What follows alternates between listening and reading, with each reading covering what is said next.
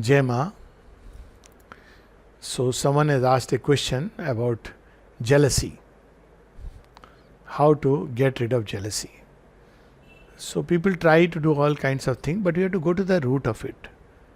Why people feel jealousy? Because why do they compare? Jealousy is always along with comparison. And it is born from a sense of inadequacy and inferiority. The stronger you are, the more individualized you are, the more you are aware of your own self, your potential possibilities, you don't feel jealous. If something is gone, is gone. You are not defined by that. You don't define yourself with anything. For instance, you have a chair for which two people are trying, and if one person gets, the other doesn't get. It could be a chair, it could be a human person, it could be anybody, anything. So this person who doesn't get it grows jealous. Why? Because he chose to define himself. If I got that chair, if I got that person, I would be so fortunate. I would be so lucky if I were in his place. That means you don't know who you are.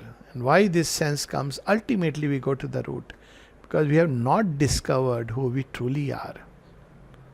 The day we know that we are all children of the Divine Mother, and this is an identity which nobody can take away from us, then jealousy and all this sense of inadequacy, inferiority will crumble to pieces, because you know who you are. You are a child of the Divine Mother. She, he, they are all children of the Divine Mother. What is there to, each in his own way, is wonderfully moving. So I have my path. I am a child of the Divine Mother. I am special to her. She is a child of the Divine Mother. She is special to her. And everybody. So the ultimate cure is to discover the Divine Presence within. The Mother says it is the Divine Presence which gives value to life. Find that presence and all your difficulties will go. Now that is difficult. So people start saying, okay, that's too much. Tell us some simple ways. Simple ways is discover your own strengths. A tortoise does not need to run a race with a rabbit. He should not make that mistake of coming on the land and say, okay, I'll take the challenge. He is at the mercy of rabbit whether he sleeps or doesn't sleep. He should invite the rabbit, come. I am inviting you. Let's have a race in water.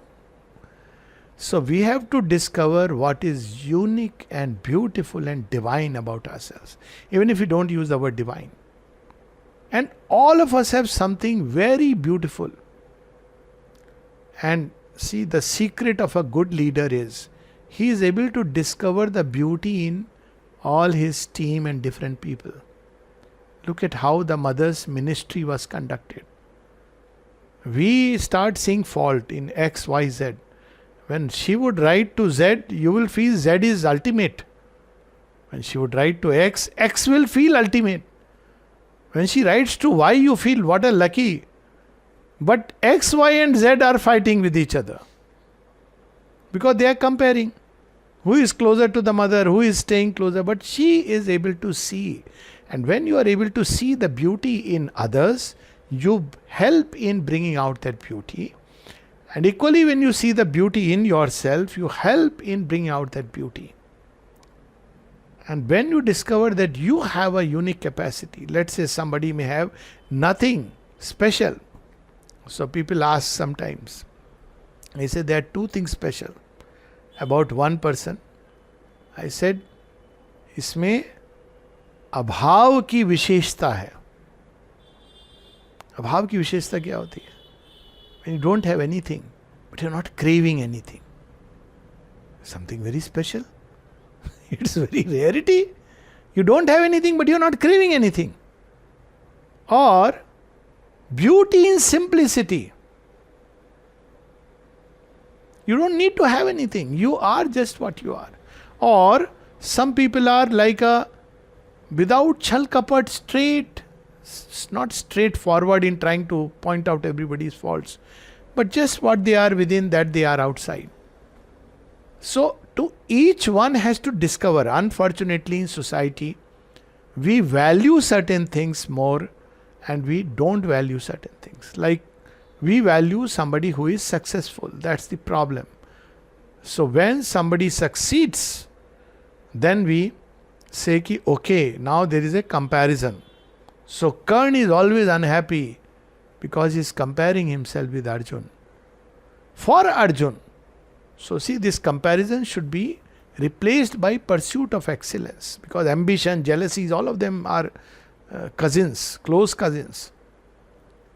So what does Arjun do? He is not trying to prove himself the best Dhanurdhar. Never he does that. He wants to perfect his art. How does he perfect? He says, I have perfected archery even during daytime. I can shoot any target and all that, whatever. He says, but I can't shoot at night. I want to try shooting at night. He is the only warrior in the entire Mahabharata time who could shoot an arrow at night, who could stay awake without wavering of his concentration. That's why he is Gudakesh. He has conquered his sleep. Now you see, why was he doing it? He doesn't tell Karna that you don't know what my capacities are, can we have a duel? He doesn't, because the more we blossom fully, the more we feel happy about ourselves. And when we feel happy about ourselves, we don't need to compare. A rose bud can compare itself with a sunflower in bloom. What is the solution? If rose tries to become a sunflower, it will be miserable. But rose, when it becomes a rose, then it can talk to sunflower, and that's the consummation. So we should not define ourselves by anything outer. We should not let anybody else define us. We should see what is the best within us, and always there is something we carry, uniquely our own. It could be anything. Something seemingly in the eyes of the world not so big, but then we must understand divine invests himself equally in a fashioning a curl and the hand that sent Jupiter spinning through heaven, in the smile. Some people simply have an amazing smile.